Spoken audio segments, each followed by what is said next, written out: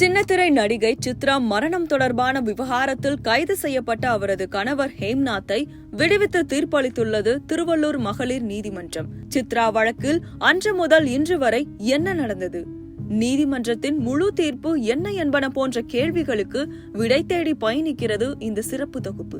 சின்னத்திரையில் நடித்து பலருக்கும் ஆதர்ஷ நாயகியாக மாறியவர்தான் நடிகை சித்ரா. தனியார் தொலைக்காட்சியில் ஒளிபரப்பான பாண்டியன் ஸ்டோர்ஸ் தொடரில் நடித்ததன் மூலம் பட்டி தொட்டி எங்கும் பிரபலமாகி இருந்தார். இப்படியாக இருக்க கடந்த 2020ஆம் ஆண்டு டிசம்பர் 9ஆம் தேதி பூந்தமல்லி அடுத்த நசரத்பேட்டையில் உள்ள விடுதி ஒன்றில் சடலமாக மீட்கப்பட்டது சித்ராவின் உடல்.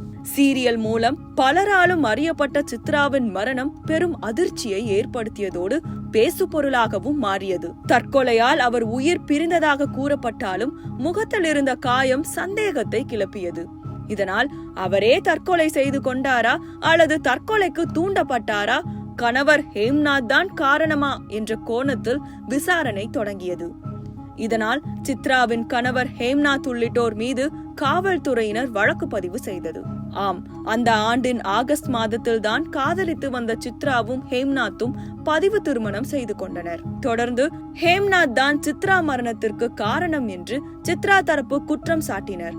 ஆனால் இவை அனைத்தையும் மறுத்தார் ஹேம்நாத். தொடர்ந்து ஹேம்நாத் கைது செய்யப்பட்டு விசாரணையை தீவிரப்படுத்தியது காவல்துறை. போலீஸ் தரப்பில் ஹேம்நாத் தான் தற்கொலைக்கு தூண்டியதாக 498A மற்றும் 306 IPC பிரிவுகளின்படி குற்றப்பத்திரிகை தாக்கல் செய்யப்பட்டது. இது தொடர்பான வழக்கின் விசாரணை திருவள்ளூர் மாவட்ட மகளிர் நீதிமன்றத்தில் தொடர்ந்து நடைபெற்று வந்தது. இந்த நிலையில் வயது முதிர்வால் அடிக்கடி திருவள்ளூர் மாவட்டத்திற்கு செல்ல முடியவில்லை.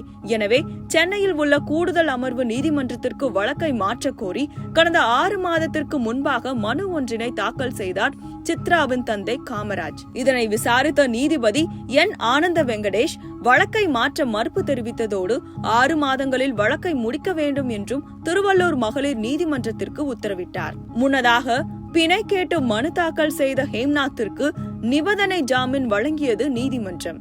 இப்படியாக கடந்த 4 வருடங்களாக வழக்கின் விசாரணை நடைபெற்று வந்த நிலையில் 56 சாட்சியங்கள் விசாரிக்கப்பட்டன. அனைத்து சாட்சியங்களும் விசாரிக்கப்பட்டதை அடுத்து இன்று தீர்ப்பு வழங்கப்பட்டது.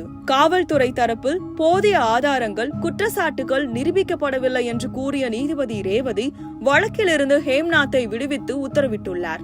வழக்கில் ஹேம்நாத் விடுவிக்கப்பட்ட நிலையில் சித்ரா தரப்பு என்ன முடிவு எடுக்கப் போகிறது என்பதை பொறுத்திருந்துதான் பார்க்க வேண்டும்.